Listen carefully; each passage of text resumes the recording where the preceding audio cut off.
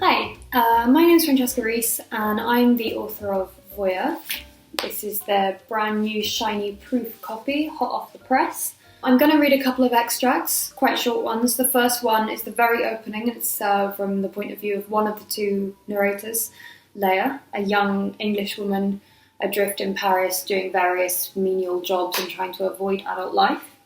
The second one is from Michael, the sleazy baby boomer writer that she ends up working for. And the third one is just a little bit of indulgent Mediterranean description because the bulk of the book is set in the south of France, so I kind of wanted to give a sense of that too. So, this is the first one. My association with Michael Young began with an advert in Fusac, the monthly listings paper known and resented by most of the Anglophone population of Paris. Its header, in a smug paternalistic blue, symbolised unemployment, homelessness, and a general cul-de-sac of misfortune. It was an endless grid of minuscule apartments you'd never get, and the same 3 jobs on an infinite loop. English-speaking babysitter, waitress for a diner-style cafe, or the ubiquitous manager of an Australian bar, ready to be part of a fun, crazy team. Fusac was the leery expat landlord who would offer a rent reduction if you happened to be into reflexology. It was the greasy-haired bohemian younger son of a Texan businessman who'd come to Europe to start his fanzine on John Cassavetes and was touting for unpaid content. It was an unlikely zombie from the pre-internet age and the original cornerstone of the gig economy. And then here's Michael himself for the next one. My daughter's a bitch, or at least she certainly is to me. She was a spoiled and arrogant little girl. I think Anna was so desperate to make up for the fact that she wasn't her mother that she just totally doted on her. She had this way with her, totally alien to my generation, where she was always telling her how special she was. "Oh, darling, you have such an artistic soul," or, "Oh, darling, I really think you just feel music more than the other children." Clarissa got used to thinking her opinion was important. Of course, she is clever. Christ knows she better be after all I've forked out on her education. What I can't get my head around is how seriously she takes herself. When I was her age, all I wanted to do was fuck and feel things. I was ambitious, but ambitious in a swaggering, adolescent way. Our ideas on ambition are so diametrically opposed. There's something so bloody puritanical about the way she works. She was always getting the right internship, staying at the office late, and perish the thought, networking. I'd always just assumed that I was destined for greatness.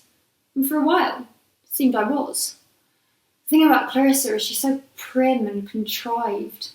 I can't imagine her ever having any kind of satisfying sex life. I get the impression that she doesn't really feel things at all, regardless of how bloody demonstrative she is about everything. They really are the generation of exclamation marks, aren't they?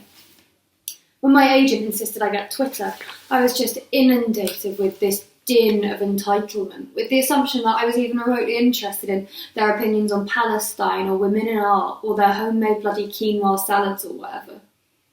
I wasn't surprised that Clarissa was there, leading the hashtagging ersatz revolution.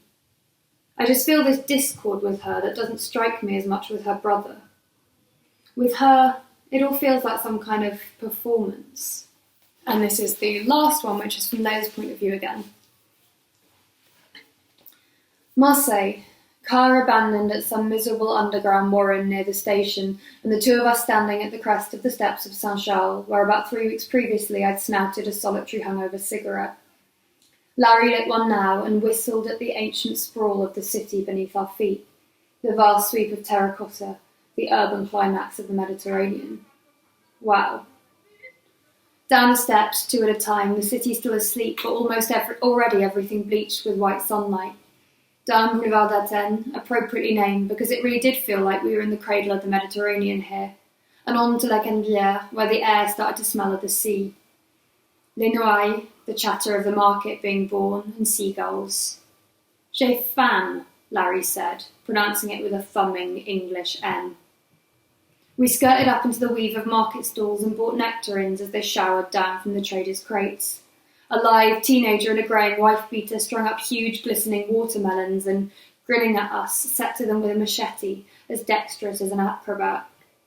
He presented me with a gleaming crescent, while his father scowled and ashed his cigarette into the first figs of the season. We swerved back onto the gaudy main drag towards the saline pull of the harbour. Soon white masts like skyscrapers reached up to tease the skyline.